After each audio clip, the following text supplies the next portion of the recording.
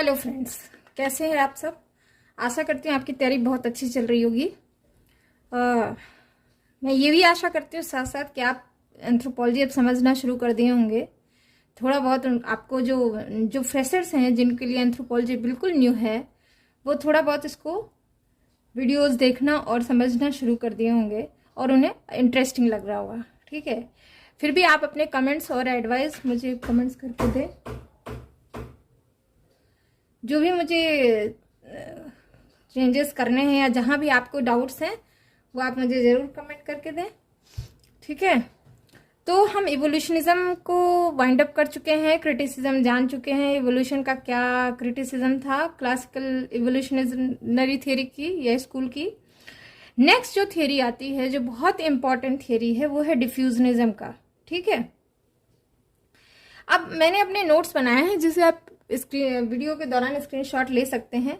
बहुत ही केयरफुली सुनिएगा और इसे अपने वर्ड्स में लिखने की कोशिश करिएगा। इससे ज्यादा या इससे बाहर का कुछ नहीं आता, इससे ज्यादा जानने की जरूरत भी नहीं है। अगर एक बार इसको समझ गए तो समझ लीजिए पूरा एंथ्रोपोलॉजी आप समझ गए, क्योंकि थियरी पे पूरा एंथ्रोपोलॉजी डिपेंड है। ठीक है, लगभग 70% हिस्सा आपका थियरी में ही आ जाता है। ठीक है, तो थियरी को समझना बहुत इंपॉर्टेंट है, इसे हम इग्नोर बिल्कुल नहीं कर सकते। ठीक है, तो शुरू करते हैं डिफ्यूजनिज्म में, जिसमें मैंने फर्स्ट पॉइंट लिखा हुआ है, school of evolutionism is diffused by diffusionism. क्या समझ में आया? जो इवोल्यूशनिज्म थियरी थी वो बिल्कुल डिफ्यूज हो गई। यहां पर क्या राइज होगा? डिफ्यूजनिज्म theory of डिफ्यूजनिज्म।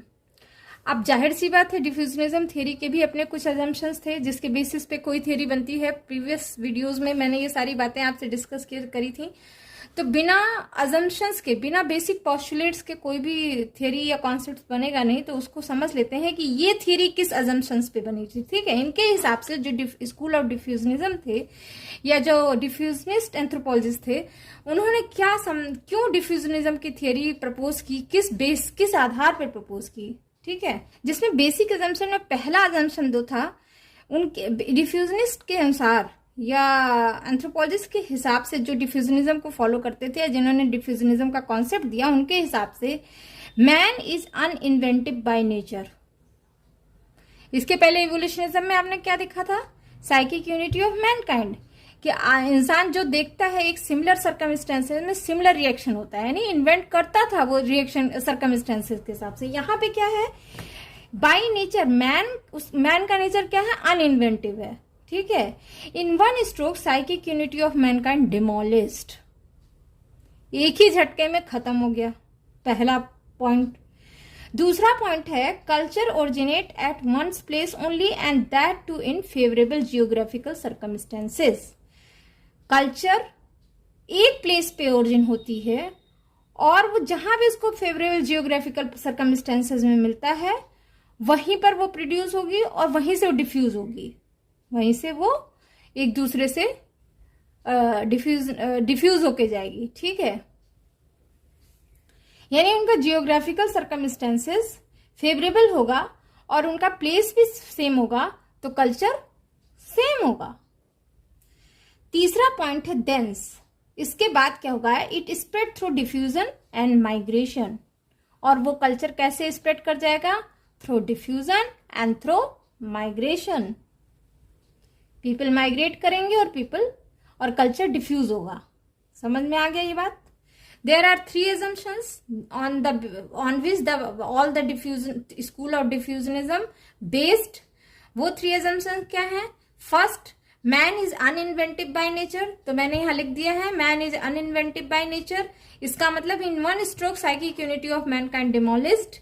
Second, culture originate at one place only and that too in favorable geographical circumstances. Third है, thence it spread through diffusion and migration. ठीक है, आफ्टर 1890 के बाद a number of diffusionists emerged. कब तक हुए थे? 1950 तक।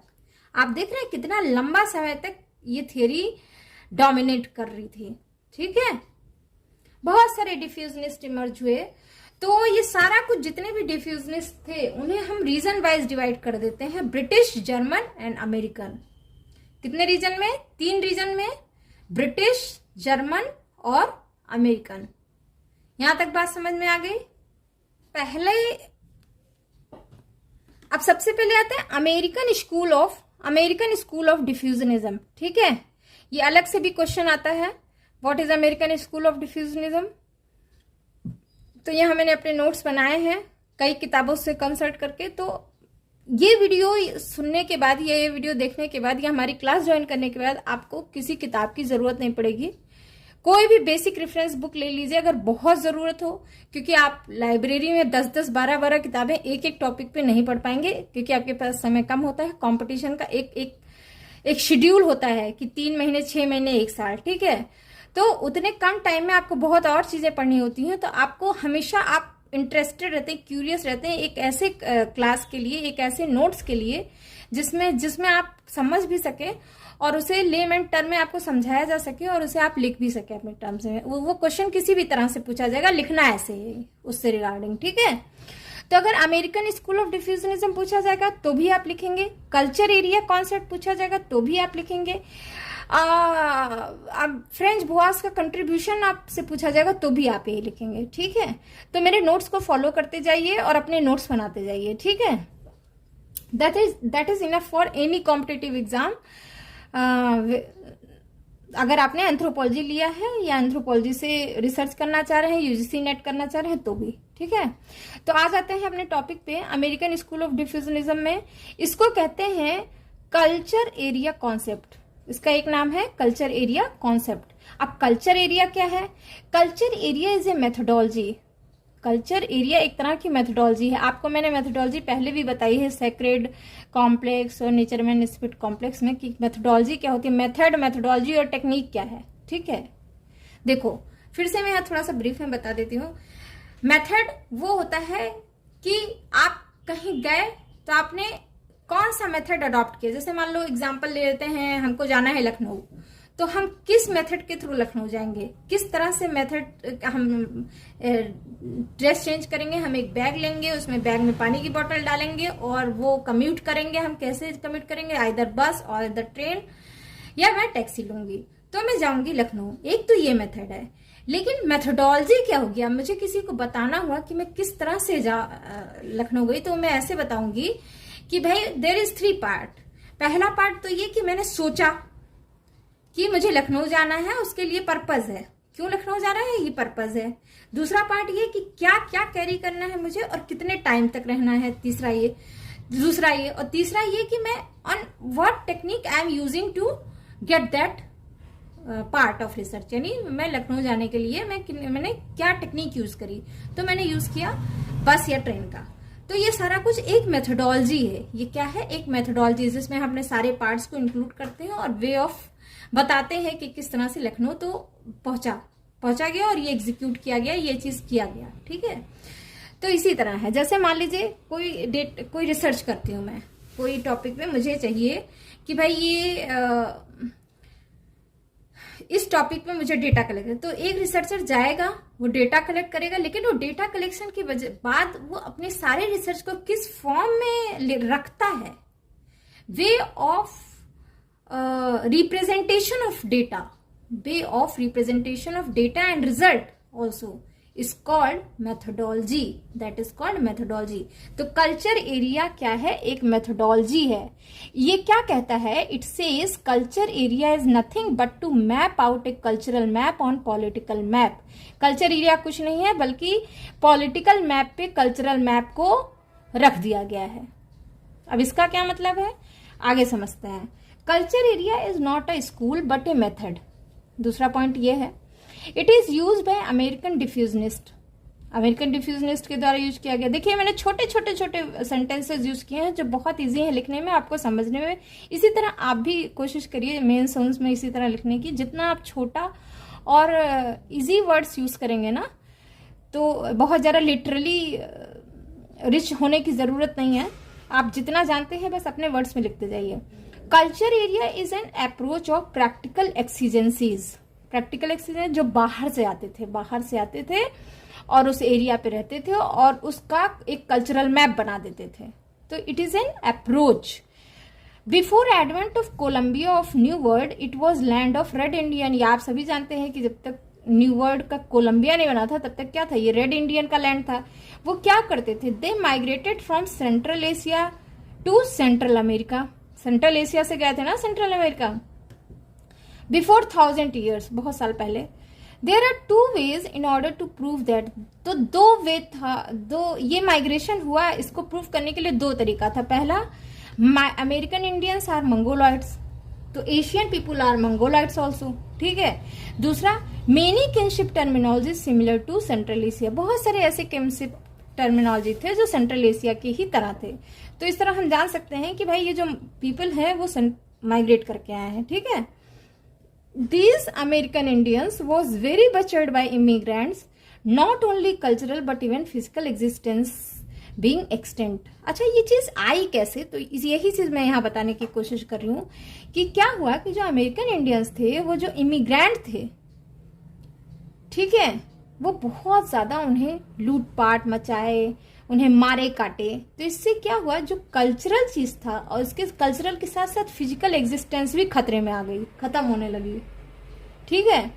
तो उस समय क्या हुआ, at that time French boss was working in the museum.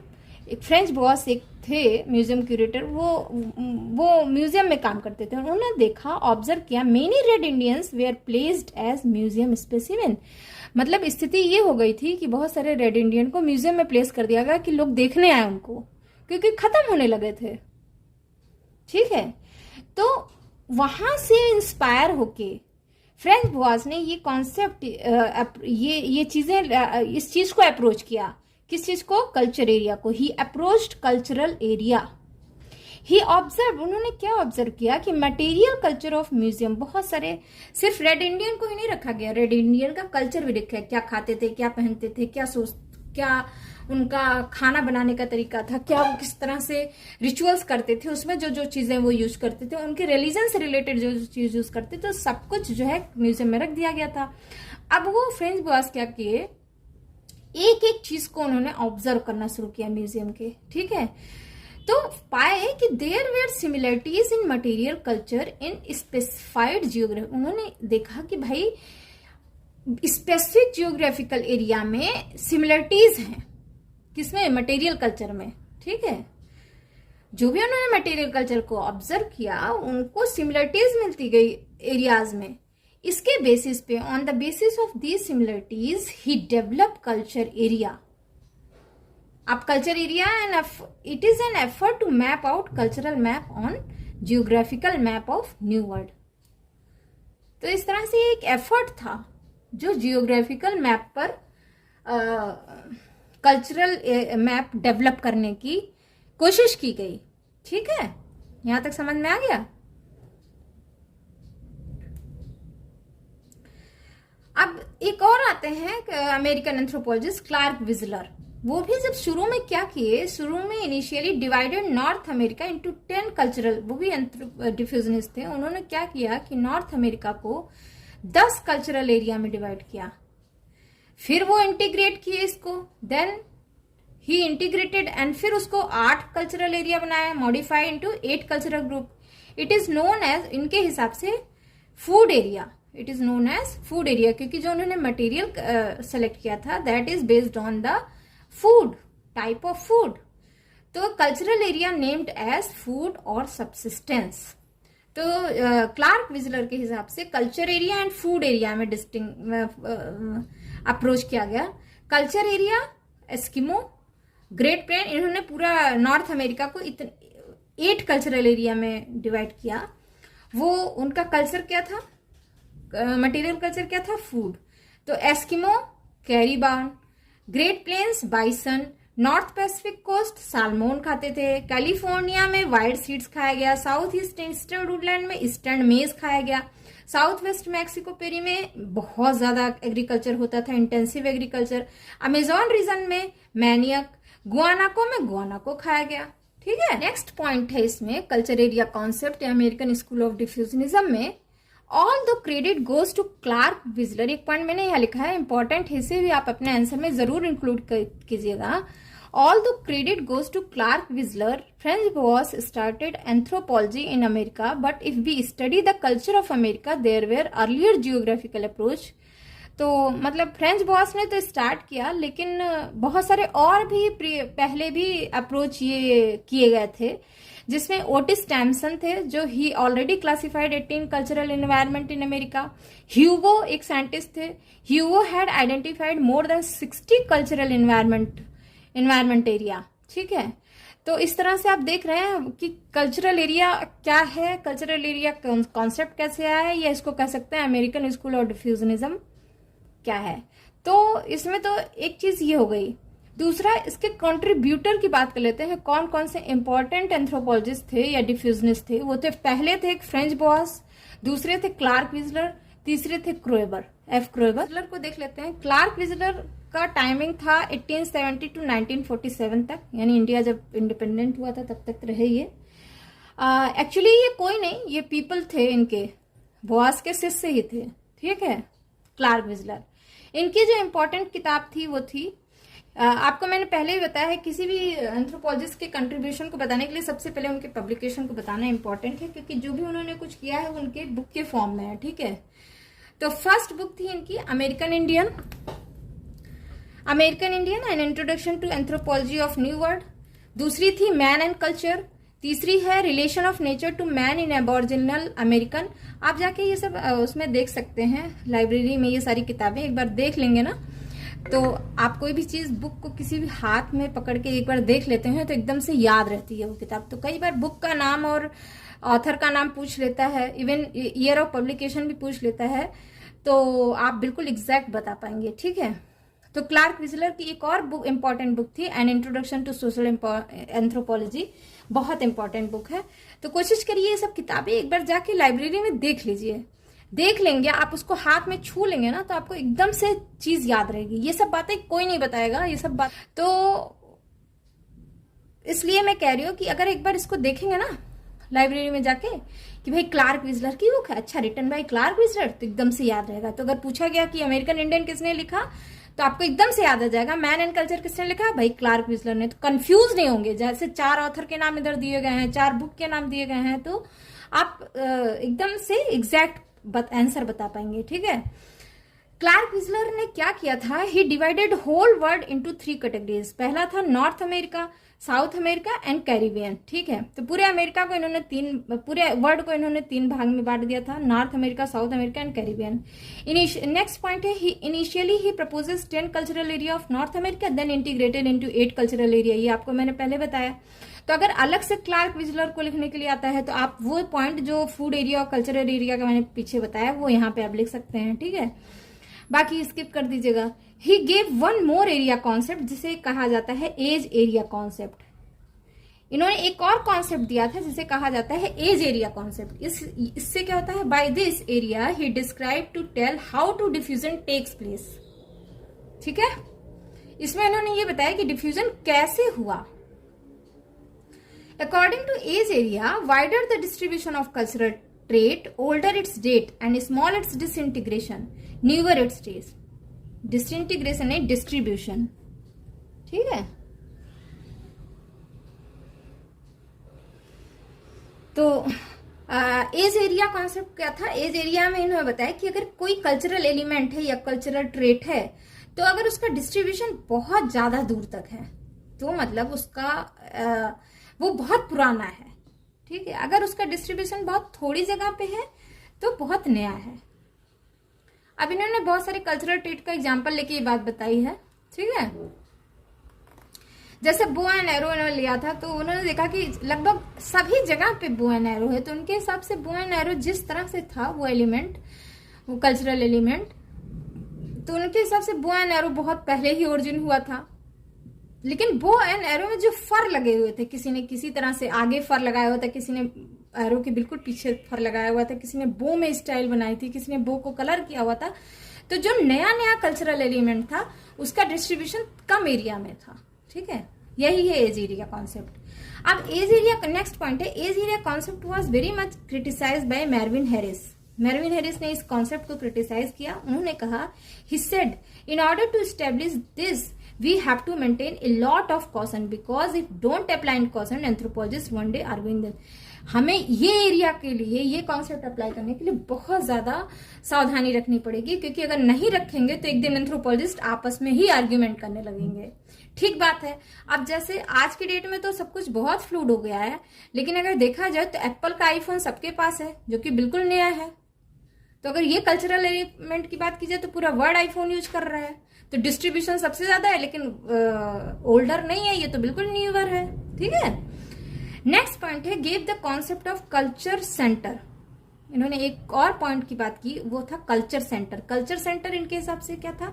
It means a particular place where maximum number of cultural element have to be found in particular cultural area. कुछ नहीं, जहां पे नंबर ऑफ कल्चरल एलिमेंट, जैसे कि कोई civilisation point, जैसे कि कोई पोर्ट का एरिया हो गया, जैसे कोई इंडस्ट्रियल एरिया हो गया, जहां सब लोग, दुनिया भर के लोग माइग्रेट करके जा रहे हैं या रह रहे हैं, वहां दुनिया भर की चीजें, कल्चरल एलिमेंट फ्लो कर रहा है, तो उसको कह देते हैं कल्चरल सेंटर।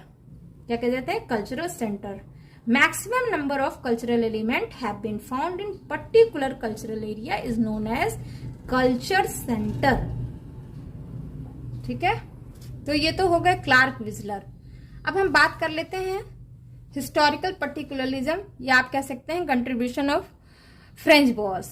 फ्रेंच बॉस को हिस्टोरिकल, अगर अब यहाँ पे एक बात बता दूं मैं, अगर हिस्टोरिकल पर्टिकुलरिज्म पूछा जा रहा है तो भी हम कंट्रीब्यूशन लिखेंगे फ्रेंच बॉस की। ठीक है। फ्रेंच बॉस रहे 1858 टू 1952 तक। इन्हें फादर ऑफ अमेरिकन एंथ्रोपोलॉजी भी कहा जाता है। बहुत इंपॉर्टेंट क्वेश्चन है। Father of American anthropologist French boss. Important figure of American diffusion. ठीक है। इनका फेमस वर्क देख लीजिए, बहुत इंपॉर्टेंट है, कई बार पूछ लेता है। इनकी बुक थी सेंट्रल एस्किमो, 1888 में आई थी। कॉकटूल टेक्स्ट 1905 में आई थी। The mind of primitive man 1911 में आई थी। बहुत इंपॉर्टेंट है। रेस, लैंग्वेज एंड कल्चर, ये आप बुक लाइब्रेरी में देख सकते हैं, जिसमें इन्होंने कॉन्सेप्ट ऑफ कल्चरल रिलेटिविज्म की बात की थी। तो कई बार पूछ लेता है कॉन्सेप्ट ऑफ कल्चरल रिलेटिविज्म ने फ्रेंच बॉस ने किस बुक में मेंशन किया था? रेस, लैंग्वेज एंड कल्चर में 1940 में। ठीक है। नेक्स्ट बुक इंपॉर्टेंट बुक है प्रिमिटिव आर्ट, जो 1927 या 1927 में आया था। ठीक है। नेक्स्ट पॉइंट है, एक्सीलेंट एथनोग्राफर थे, बहुत अच्छा एथनोग्राफ, बहुत बढ़िया एथनोग्राफी करे। Worked among central Eskimo and Kwakiutl. ये सेंट्रल एस्किमो और कॉकटूल इंडियंस पे काम किए थे। ही डिस्क्राइब पोर्टलैच, आप आगे पढ़ेंगे पोर्टलैच, उसमें इकोनॉमी में, एंथ्रोपोलॉजी ऑफ इकोनॉमी में। He describe potlatch and changes that had occurred in it. ठीक है। He highlighted the art of primitive society. ये सारे पॉइंट्स बहुत इंपॉर्टेंट है, क्योंकि ये फ्रेंच बॉस ने करे हैं। नेक्स्ट है, he gave the concept of cultural relativism. ये तो आप जानते होंगे, व्हाट इज कल्चरल रिलेटिविज्म। ठीक है। कल्चरल रिलेटिविज्म कब आया है? क्योंकि एथनोसेंट्रिज्म उस समय बहुत था, तो फ्रेंच बॉस ने कहा कि हमेशा किसी भी कल्चर को देखने के लिए हमें कल्चरल रिलेटिविज्म को फॉलो करना चाहिए। हमें ये नहीं कहना चाहिए वो कल्चर इंफीरियर है या वो हमारा कल्चर सुपीरियर है। ठीक है। There is no ethnocentrism. All culture should be looked in terms of their own history. ठीक है। और यहीं से अराइज होता है हिस्टोरिकल पर्टिकुलरिज्म। ठीक है। अच्छा, नेक्स्ट पॉइंट है, he maintained that since each culture had its own independent history, all groups could not be compared on the scale of excellence that confirm to any particular society. ठीक है। वही बात जो भी मैंने बताई, कि उन्होंने बताया कि every culture has their own independent, सबकी अपनी अपनी हिस्ट्री है। ठीक है। इसीलिए कोई भी ग्रुप को स्केल ऑफ एक्सीलेंस पे कंपेयर नहीं किया जा सकता है। ठीक है। ही देयरफॉर एडवोकेटेड, इसलिए उन्होंने इस बात की कि he use historical method to replace comparative method. उन्होंने कंपैरेटिव मेथड को हटा ही दिया और क्या लाया? हिस्टोरिकल मेथड, कि भाई हिस्ट्री को समझो, ना कि कंपैरिजन को समझो। This method was to be based on particular geographical area in historical term which he called historical particularism. समझ आ रही है ये बात? This method was to be based on particular geographical area में जाओ, पर्टिकुलर रेजिडेंट या नेटिव्स के पढ़ो और उसके हिस्ट्री में जाओ, उसको समझो, उसको देखो और फिर जज करो, फिर बताओ उस चीज को। तो इसको इन्होंने कह दिया हिस्टोरिकल पर्टिकुलरिज्म, या हम जानते हैं इस थ्योरी को हिस्टोरिकल पर्टिकुलरिज्म। ठीक है, तो अब इस कॉन्सेप्ट को आप समझ गए, what is ethnocentrism, what is cultural relativism, what is historical particularism, समझ आ गई। नेक्स्ट पॉइंट है he advocated the use of natural history approach, बहुत इंपॉर्टेंट है फॉर अंडरस्टैंडिंग सोशल रेगुलेटरीज। उन्होंने नेचुरल नेचर को समझो, हिस्ट्री को समझो और फिर इस अप्रोच को लगाओ, और इस तरह जो सोशल रेगुलेटरीज हैं, जो एक पैटर्न दिखता है हर जगह उस सोसाइटी में या उस चीज में या किसी भी cultural element, material non material thing में, उस अप्रोच को लगाओ। किस अप्रोच को? नेचुरल हिस्ट्री अप्रोच को समझने के लिए, उस पैटर्न को समझने के लिए नेचुरल हिस्ट्री अप्रोच को समझो, पैटर्न को लगाओ। नेक्स्ट पॉइंट है he was a well known folklore, बहुत बढ़िया इन्होंने फोकलोर पे स्टडी की थी। He published many volume on the folk tale of American tribe. ठीक है, he was appointed as editor of the journal of American folklore, ये भी लिख दीजिएगा, अमेरिकन फोकलोर की एडिटर भी रहे। As a physical anthropologist did a lot of work on human growth, introduce the concept of tempo growth, बहुत important है, वो फिजिकल एंथ्रोपोलॉजिस्ट भी थे और उन्होंने बहुत सारा काम ह्यूमन ग्रोथ पे भी किया था, और एक वर्ड कॉन्सेप्ट दिया था टेम्पो ग्रोथ का। Effect of ecology on cephalic index, cephalic index जब हम फिजिकल एंथ्रोपोलॉजी बताएंगे उसमें आपको ये सारी चीजें बताएंगे, what is index, what is cephalic index, what is nasal index, ये सारी चीजें। तो उन्होंने बताया कि effect of ecology on cephalic index, he used statistics effectively, बहुत अच्छा स्टैटिस्टिक्स इन्होंने यूज करके ये सारी बातें बताई थी। His book the measurement of variable quantities brought out Boasian technique of physical anthropology, उनका बुक था, बहुत इंपॉर्टेंट पॉइंट है, इसको don't miss it. His book the measurement of variable quantities brought out, इन्होंने Boasian technique of physical anthropology जो लाई थी वो किस बुक में था? The measurement of variable. देख लेते हैं नेक्स्ट इंपॉर्टेंट पर्सन थे डिफ्यूजनिस्ट के, वो हैं एल क्रोएबर। ठीक है, अब्राहम, अब इनका फुल नेम आप जाके बुक में देख लीजिएगा, एल क्रोएबर। इनका फेमस वर्क क्या इंपॉर्टेंट पब्लिकेशन देख लेते हैं, anthropology, handbook of Indian of California, publication year of publication आप किसी भी बुक के पीछे देखिएगा तो उसमें मिल जाएगा। Cultural and natural area of native America, configuration of cultural growth, culture, nature of culture, style and civilization. समझ आई बात?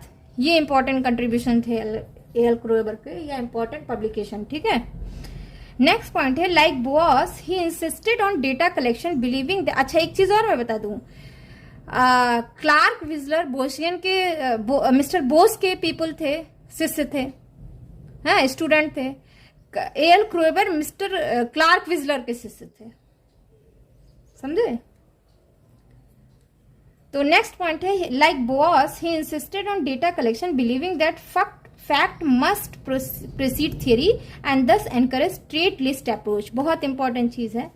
इन्होंने बोस को फॉलो किया इनके हिसाब से कि डेटा कलेक्शन में हमेशा फैक्ट जो है थियरी को प्रेसीड करती है, और इस तरह से ट्रेड लिस्ट अप्रोच को फॉलो किया किसी भी पैटर्न को समझने के लिए, किसी भी रेगुलेटरीज को समझने के लिए। ठीक है, he remembered for the concept of culture as super organic, ये बहुत इंपॉर्टेंट है। कई बार कल्चर का डेफिनेशन में आप पढ़ते हैं ना, कल्चर व्हाट इज कल्चर, तो आप कहते हैं ना कल्चर इज सुपर ऑर्गेनिक, इसका क्या मतलब है? इसका अच्छा पहली बात तो ये चीज दिया किसने था? एल क्रोएबर ने। तो इसका क्या मतलब होता है? इनके हिसाब से कल्चर, इनके हिसाब से man is an organism does not control, man जो है कल्चर को कंट्रोल नहीं करता है, बल्कि man born in culture, live and die in culture. ठीक है, मैन जो है कल्चर में बॉर्न करता है, बॉर्न होता है और जीता है और मर भी जाता है कल्चर में। All the man may modify the culture but culture existence remain, man modify कर सकता है कल्चर को लेकिन कल्चर का एग्जिस्टेंस हमेशा रहता है। तो यही ये भी एक डेफिनेशन है ना, आप पढ़ते हैं डेफिनेशन ऑफ कल्चर में, कल्चर इज सुपर ऑर्गेनिक। तो इसका मतलब क्या है? यही है, man doesn't control culture, man born in culture, live and die in culture, all the man may modify the culture but culture existence remains, हमेशा रहता है कल्चर। ठीक है, नेक्स्ट कॉन्ट्रीब्यूशन या नेक्स्ट चीज क्रोएबर ने क्या किया, Kroeber has not very much work on culture area but very much confined.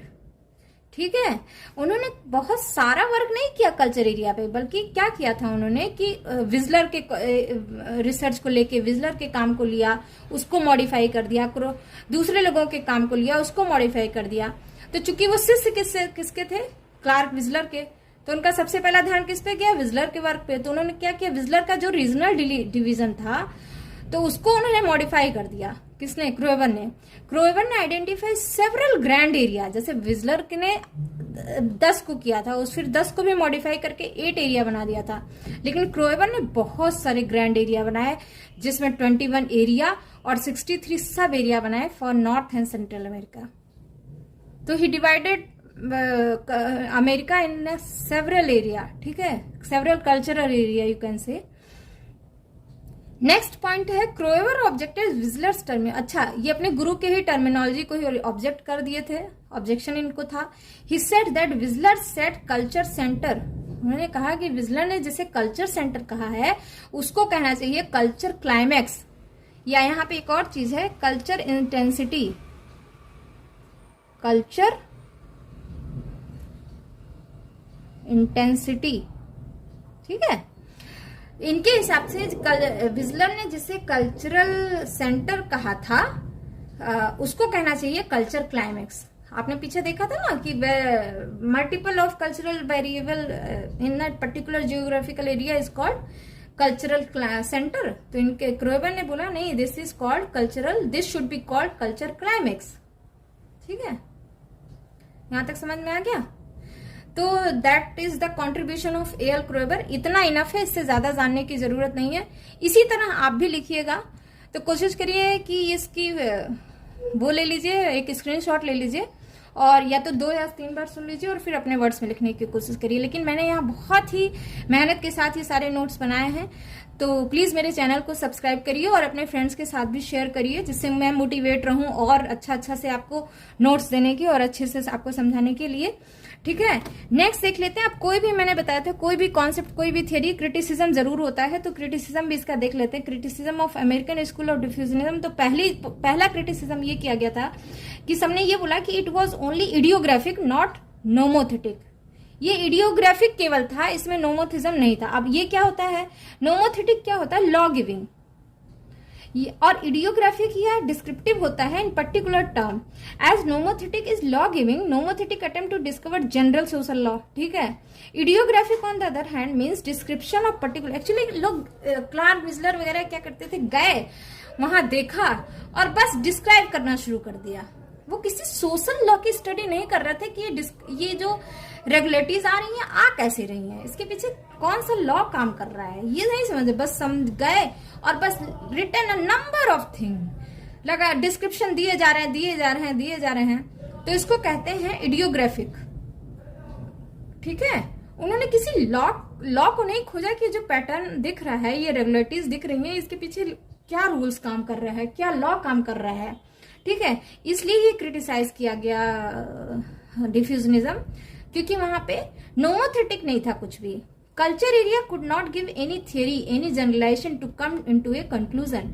Anthropology is an approach which based on attempt on generalization which can be true in all time and space. ठीक है, आप तो ये जानते हैं कि anthropology क्या होता है। एंथ्रोपोलॉजी का मतलब यही है कि हम किसी ऐसी जनरल चीज पे पहुंच जाएं, जनरल बात पे, कि जो हर टाइम और स्पेस में सत्य हो। ठीक है, culture area is just give a descriptive account, not an analytical conclusion. अब ये समझ में आ रहा है। नेक्स्ट क्रिटिसिज्म या नेक्स्ट जो है इनकी आलोचना क्यों की गई, नेक्स्ट पॉइंट था कि culture area approach was just an ethnographic exercise. भाई हम गए किसी कम्युनिटी की स्टडी की और उसके एथनोग्राफिक अकाउंट बना दिया। जैसे कि कैलिफोर्निया में many anthropologist went over there and gave their own cultural area and now 7000 cultural area is there. समझ में आई बात। तो this become an ethnographic exercise, मतलब उतने साल तक केवल एक एंथ्रोपोलॉजिस्ट के पास एक तरह का एथनोग्राफिक एक्सरसाइज हो गया था विदाउट एनी साइंटिफिक मेथड। तो डिफ्यूजनिज्म को इस तरह से क्रिटिसाइज किया गया। Still it is very important ये अमेरिका में एंथ्रोपोलॉजी को इस्टेब्लिश किया, ये आगे और सिद्धांतों को लाने में मदद किया। भाई कोई चीज बहुत अच्छे से की जाती है तभी उसका समझ में आता है कि इसके आगे क्या हो सकता है। तो कोई भी चीज क्रिटिसिज्म तो होनी चाहिए, लेकिन क्रिटिसिज्म के बेसिस पे उसे इग्नोर नहीं करना चाहिए, क्योंकि वही बेस बनाता है आगे आने वाली चीजों को अपग्रेड करने के लिए। ठीक है, तो मेरी मेहनत अच्छी लगी हो तो मेरे चैनल को जरूर सब्सक्राइब करें, अपने फ्रेंड्स और रिलेटिव्स के साथ जरूर शेयर करें, जो भी तैयारी कर रहे हैं स्टूडेंट्स को बताएं, जिससे मैं भी मोटिवेट रहूं और अच्छे से आपको नोट्स दे पाऊं और समझा पाऊं। Thanks for listening, bye bye.